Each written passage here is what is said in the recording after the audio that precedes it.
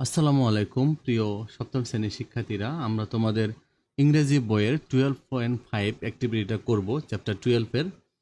দেখো কি বলছে, now read the note on the past continuous tense in the box and do the activity following. তাহলে আমাদের past continuous tense সম্পর্কে শিখতে বলছে। তাহলে পাস্ট কন্টিনিউয়াস তোমরা জানো যে সাবজেক্ট ওয়াজ বা ওয়ার ভার্বের সাথে আইএনজি।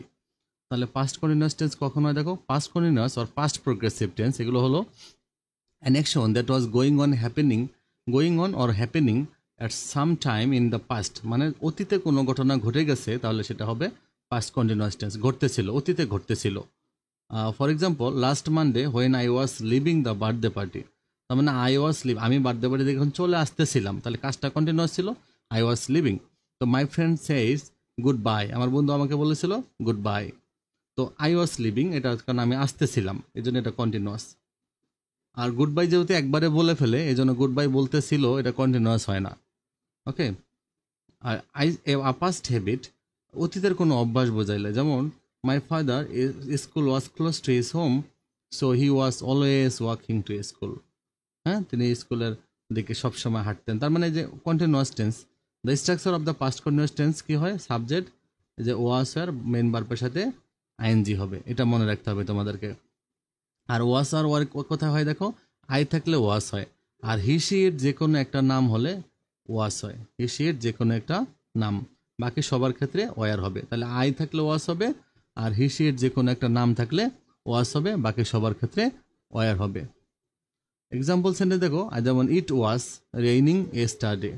দেখো, ইট এস্টারডে পাস্ট টেন্স, হচ্ছিল বৃষ্টিটা, তাহলে ইট ওয়াজ রেইনিং। আর যদি নেগেটিভ ফর্ম যদি আমরা বলতে চাই, যে নেগেটিভ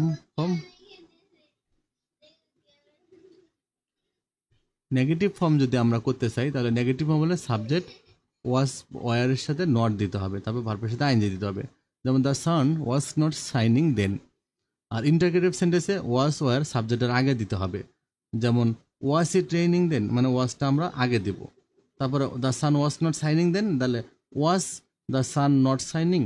এভাবে আমরা, এটা নেগেটিভ ইন্টারগ্রেটিভ হবে। আর যদি আমরা যদি দিই যে এখানে যদি দিই ওয়াজ ইট রেইনিং, তাহলে এটা ইন্টারগ্রেটিভ হয়ে যাবে।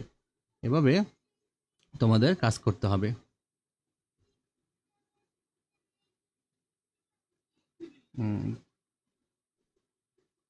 এবার তোমাদের কাজটা দেখো কি বলছে, 12.6। Now look at the following time table, right and what are you doing today at this particular time, and what you did yesterday at that time. In pairs or groups, compare the verb form of the sentence on is done for you. তাহলে এই সারণী থেকে সময়গুলো আমাদের পড়তে বলছে। আজকে এবং গতকাল ওই সময় তুমি কী কী কাজ করেছো এবং তা নিয়ে বাক্য গঠন করতে বলছে। তারপর এতে থাকা ক্রিয়ার অবস্থা নিয়ে নিজেদের মাঝে আলোচনা করতে বলছে এবং একটি উত্তর করে দেওয়া হলো বলছে। দেখো, এখানে টাইমগুলো এখানে বলে দিয়েছে, এখানে ঘড়ি দেখে টাইম দেখতে হবে এটা না, টাইমগুলো বলে দিয়েছে এখানে 7টা, 8টা, 8টা 30, 9টা, 9টা 30, 10টা বা 12:30 আর 1টা। টুডের অ্যাক্টিভিটি আর ইয়েস্টারডের অ্যাক্টিভিটি। ওকে, তাহলে এপাশে টাইম আর এপাশে হলো অ্যাক্টিভিটিগুলো। এরা ওরা ঘড়ি এঁকে দিয়েছে, তো তুমি ঘড়ি আঁকার দরকার নেই, তুমি শুধুমাত্র টাইম লিখলেই হবে এখানে। ওকে, আর যদি পারো তোমরা তাহলে ঘড়ি এঁকে দিবা, তো প্রয়োজন নেই, তোমার টাইম লিখলে এখানে দুইটার সাথে দুইটা সেন্টেন্স লিখবা। এবার লিখবা, দেখো এই যে তোমার টাইমটা লিখবা যে 7টায় ছিল কি, today at 7 AM I am waking up, yesterday at 7 AM I was sleeping.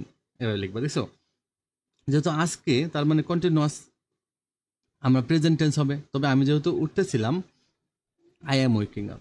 Yesterday যেহেতু গতকাল, তাহলে I was sleeping. Today at 8 AM I am having breakfast.